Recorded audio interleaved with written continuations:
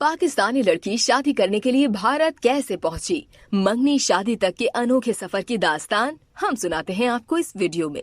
पाकिस्तान और भारत में तनाज़ात की खबरें तो आए दिन सुनने को मिलती ही रहती हैं, लेकिन हाल ही में पाकिस्तानी लड़की अपने भारतीय रिश्तेदार से शादी करने भारत पहुंच गई।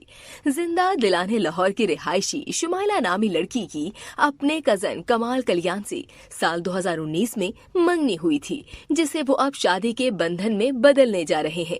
शुमाइला लाहौर से अपने चंद दीगर रिश्तेदारों के हमरा वाघा बॉर्डर के रास्ते भारत पहुंची, जहां जालंधर के रिहायशी कमाल कल्याण और उनके घर वालों ने दुल्हन और उनकी फैमिली का शानदार इस्तकबाल किया। बताया जा रहा है कि शुमाइला और कमाल की 2018 में ऑनलाइन मंगनी हुई थी और उनकी शादी 2020 में तय की गई थी, मगर कोरोना वायरस की वबा और दोनों ममालिक के दरमियान आने वाली दरार और तलखियों के बाइस ये शादी वक्त पर न हो सकी। भारत से खराब ताल्लुकात के बाइस भारत ने शुमाइला और उसकी फैमिली को वीजे जारी नहीं किए थे।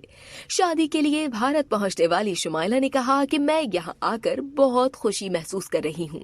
ये सब मेरे लिए अपने लोग हैं, अजनबी नहीं है। इनमें से एक चेहरा भी मेरे लिए नया नहीं है। ये सब मेरे अपने हैं और उन्होंने मेरा इस्तकबाल बहू के तौर पर नहीं बल्कि बेटी के तौर पर किया है। शुमाइला ने कमाल से अपनी मोहब्बत की दास्तान के हवाले से बताया कि हमारी शादी हमारे घर वालों ने तय की थी। मैंने अपनी माँ बाप की खुशी पर ही इस शादी पर रजामंदी जाहिर की।